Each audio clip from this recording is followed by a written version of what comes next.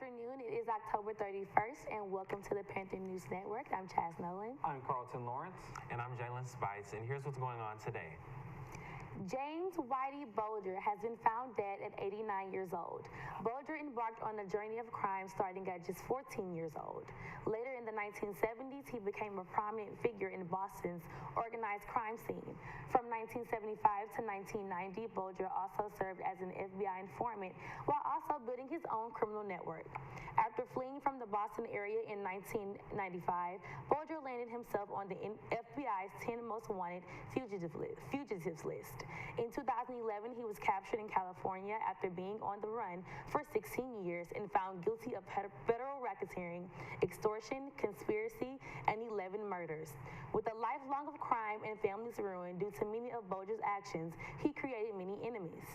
So it was unsurprising to find him dead shortly after his arrival to Hazleton Prison in Brewston Mills, West Virginia. Anyone in criminal activity with him feels grossly betrayed that he was informing on them while he was supposedly their comrade and friend.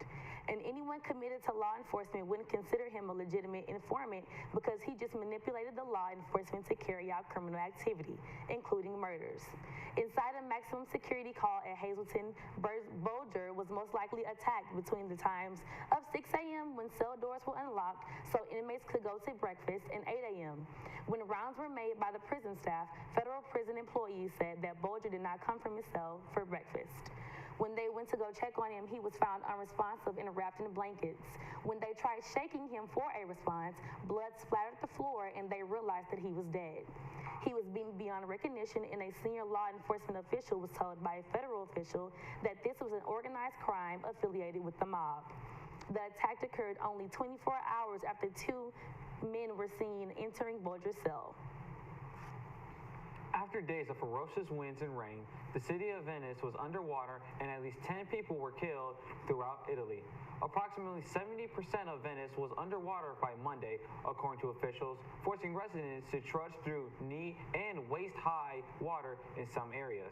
The high tide hit a maximum of over 5 feet above sea level in the early afternoon on Monday, the fourth highest ever recorded and the single highest since 2008, local authorities said. The high tide was attributed to strong winds from the storm, which on Sunday gave runners in the Venice Marathon an additional obstacle to overcome. The marathon starts inland near the city of Padua, according to Runner's World. And after approximately 20 miles, the runners hit Venice, where they encountered the flooding. One Paralympic participant was seen pushing his wheelchair through the rising water toward the finish line. Police in Venice tweeted that some tourists became stranded and needed rescuing on Monday due to the floodwater. It was such a perfect storm during which adverse meteorological conditions were contributed to the situation in the sea and winds, Civil Protection Chief Angelo Borelli said. While much of the flooding in Venice left residents inconvenienced, in other parts of Italy, the rain proved deadly. A German former nurse on Tuesday admitted murdering 100 patients, making him one of the country's deadliest post-war serial killers. Niels Hogel, 41, confessed to killing his patients between the ages of 34 and 96 at two hospitals in northern Germany between 2000 and 2005. Hogel is accused of giving his victims various non-prescribed drugs in an attempt to show off his resuscitation skills to colleagues and fight off boredom. On the first day of his trial at a court in Oldenburg, northwest Germany, Hogel said the murder allegations against him were correct. Around 126 relatives of the victims are co-plaintiffs in the trial, which is expected to run until May next year, a court spokeswoman told CNN. Hogel is already serving a life sentence for six convictions, including homicide and attempted homicide. These convictions led authorities to investigate hundreds of deaths and exhume bodies of former patients in the clinics where he worked. Earlier this year, he was charged with another 97 murders. Prosecutors said Hogel should have been aware that the drugs he gave to patients at hospitals in Delmenhorst and Oldenburg could cause life-threatening cardiac problems. In past hearings, Hogel said he felt euphoric when he managed to bring a patient back to life and devastated when he failed. Police said the final number of murders may never be known because some possible victims were cremated.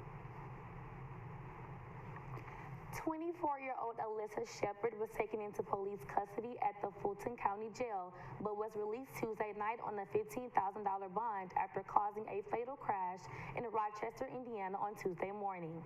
The crash resulted in 3 siblings being struck and killed and an 11-year-old boy being injured with her vehicle as they waited for their school bus. According to police, the children were 2 twin boys identified as 6-year-old Xavier and Mason Engel and their sister 9-year-old Olivia Stahl. All 3 children were students at Midtone Elementary School. The 11-year-old boy Maverick Lowe, who suffered several broken bones, was airlifted to a hospital in Fort Wayne. Later Tuesday, Shepard was charged with 3 counts of reckless homicide, 1 misdemeanor count of disregarding a stop sign, and causing injury. Investigators say that she is cooperating with their investigation. The 4 children were crossing a two-lane road from a mobile home park where they lived to get to their school bus when they were struck by a Toyota Tacoma truck, police said. Tony Slocum, the public information officer for the Indiana State Police, said that a preliminary investigation showed the yellow school bus was in the northbound lane of State Road 25 with its emergency lights flashing and its stop sign arm out when the children were struck by the southbound truck. Slocum said that Shepard submitted to a blood test to determine if drugs or alcohol were involved. He said investigation interviewed her, but he declined to disclose what she said about the crash. The school corporation said in a statement, "Our school corporation has suffered a tragedy this morning. We have learned of 3 students' fatalities and 1 student seriously injured and airlifted to a Fort Wayne hospital as they were hit by a vehicle while boarding their bus. We have deployed all school counselors to meet the emotional needs to our staff, students, and parents. We are waiting to learn more confirmed details, but wish to ask the community to come together to pray for the families, our students, and our staff." "Haven't seen first responders and troopers cry in a long time," Slocum said. "When the children's father had to make identification of his children, that was just gut-wrenching. We saw tears today and our hearts go out to them because most of us have children, and we can't imagine the pain that he felt today. It was heartbreaking. It's still heartbreaking." The mother of a 2-year-old girl reported missing at a Central Texas park has been arrested and accused of making false statements to police. Meanwhile, police searching for the woman's daughter said the child's clothing was found in a dumpster. College Station police say 21-year-old Tiandra K. Kristen of Bryan was charged Monday with abandoning, endangering a child, and making a false report. Kristen on Sunday morning reported her 2-year-old daughter, Hazana Anderson, was missing from Gabbard Park in College Station. Police said Kristen told them that she left her daughter in a stroller as she went to her vehicle to get a bottle. When she returned, Hazana was missing from her stroller. The park includes a pond and a playground. Investigators said Kristen allegedly placed her daughter near a body of water, which is a potential safety risk. KPVU-TV reported College Station police said the girl's clothing was found in a black bag in a trash bin, along with another item they did not identify. According to KBTX, Kristen confirmed the clothes were the ones her daughter was wearing, but she didn't know anything about the unidentified object. Police, according to KBTX, said evidence suggested Kristen handled the items. Online records from the Brazos County Jail didn't list an attorney for Kristen, whose bond was $250,000 to $200,000 for abandoning and endangering a child, and $50,000 giving false information to police. Coming up next, a look at the weather, a homeless woman shot and a student killed after the break.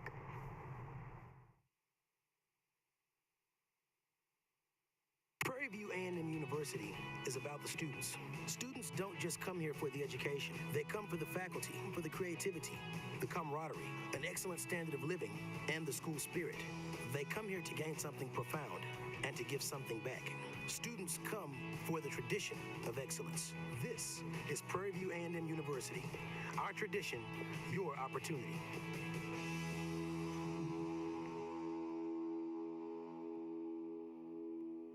Prairie View A&M University is about the students. Students don't just come here for the education. They come for the faculty, for the creativity, the camaraderie, an excellent standard of living, and the school spirit.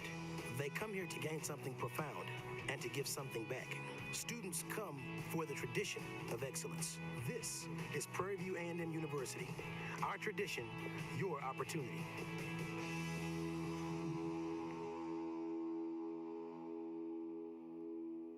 Prairie View A&M University is about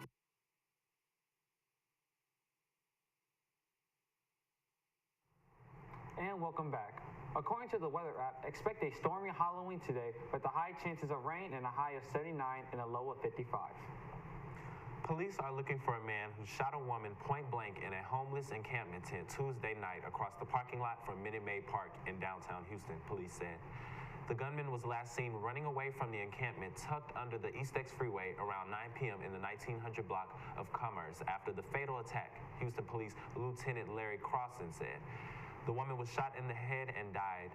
A description of her assailant was not immediately known as detectives spoke to crying witnesses at the camp. A gunman fired a spray of bullets at the tent city in September, striking two men, one of whom was sleeping and another who was walking by. Both men survived. Houston is home to at least two large encampments, including the one near Minute Maid Park. In the past year, the brunt of violence has taken place at a sprawling encampment under the Southwest Freeway in Midtown, where 4 people have been killed. It was not immediately known if shooting at both encampments, including the latest deaths, are linked. One student was killed and several were injured after a Mesquite Independent School District bus carrying 42 children from Terry Middle School rolled onto the side and caught fire Wednesday afternoon, officials say. The crash happened along Lawson Road near E. Cartwright Road, about a mile from Horn High School. It is with very heavy heart that we must confirm that today we lost one student, the district wrote in a tweet Wednesday evening. Out of respect for the privacy of the child's family, that is all we will confirm at this time.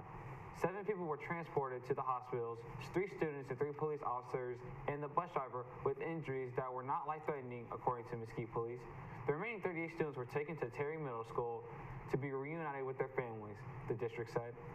School officials said first responders, citizens, and Mesquite ISD employees were quick to rescue the children from the burning bus. Police officers were treated for smoke inhalation. Prairie View News coming up next.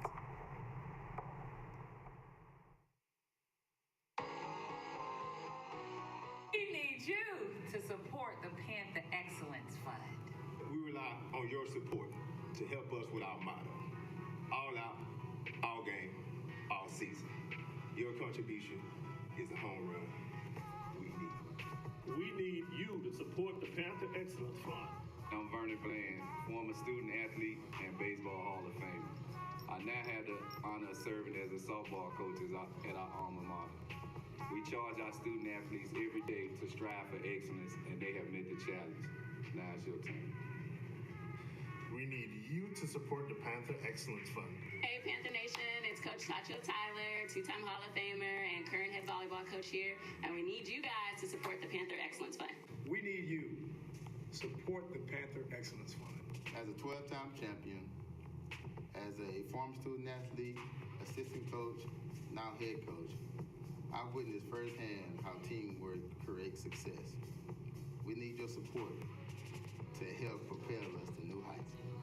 Hi, I'm Eric Dooley, Prairie View new head football coach. Prairie View Panthers has a storied tradition of academics and athletic success. Panther Nation, it's time to focus on the acronym WIN. What's important now? And what's important now is each of you to join and support the Panther Excellence Fund. Your gift is vital to help us achieve our goal on the hill. Help us win today by sending in your contribution.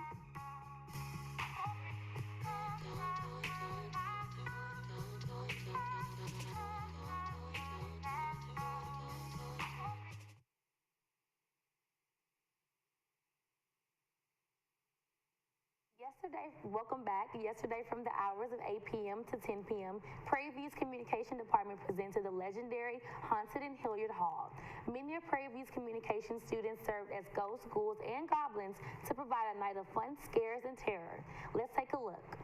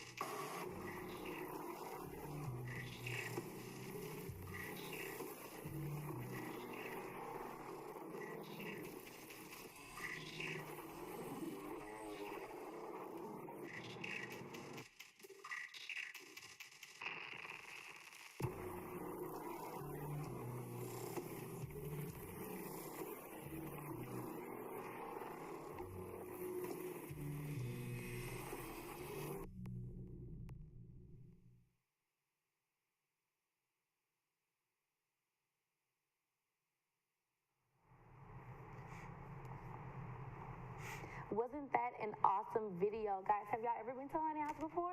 I have. I've been to Phobia in South Houston, and it was really fun. How was that? It was fun. I've been to one homemade at one of my friends' parties in middle school, but it definitely wasn't as extravagant as Phobia. A lot of people in Houston, know about it, so a lot of me and my high school friends went, and it was fun. And I did get scared a few times. I've heard about Phobia, and I've always wanted to go, but I just never made it. I didn't even know they were still doing Phobia, honestly. Yeah, they do it every year. Are you going this year? I want to try to. They have 3 different houses, actually. So if you pay, you're not just paying for one, you're paying for 3 different houses. Oh, I didn't know that. Yes, it's very scary. What about you, KJ? Good experience. I've been to Phobia also, and I've been to the one in my hometown. It's called the Kima Scare House. It's pretty big. It's like on a boardwalk. It's pretty fun. I had a good time. Pretty scary. It was all right. Yeah, I've been to one too back in my hometown of Beaumont. It was okay. It was, I was a little scary, Right. My mommy was with me. Right. Tough girl. But back to our news, ladies and gentlemen, if you do plan to take your children out trick-or-treating tonight, please be mindful of today's weather and check all of your candy that you receive. Thank you for watching the Panther News Network, and have a happy Halloween.